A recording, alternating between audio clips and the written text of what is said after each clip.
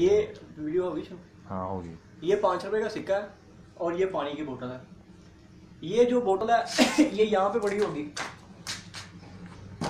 ये पड़ी है बोतल, और ये सिक्का जो है ये यहाँ पे होगा।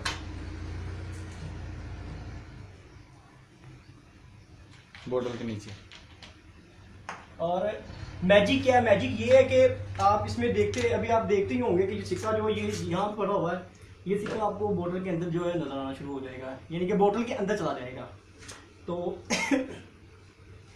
सारे आगे से देख सकते हैं कि मेरे को हाथ की भी यहाँ तुम देख लो आगे के पानी के ਵਿੱਚ है कि नहीं है, वाली वाली आगे।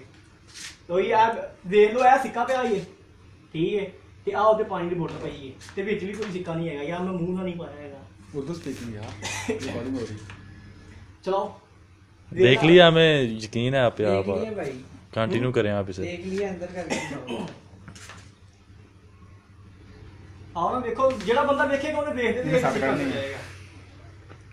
चलो देखो एक जा सुनो मेरा बेटी, इधर से आ, इधर से, इधर से, इधर से, इधर से, ऐसे नहीं, ऐसे नहीं, इधर आ। क्या ठीक हो? हाँ हाँ नजर आ रहा सिक्का? हाँ देख देख देख लिया। देख ना, तू ही सही नहीं रखा, देख इधर लेकर जाएगा सिक्का। यार कैक्टस के बारे में सत्य मार नहीं है अंदर।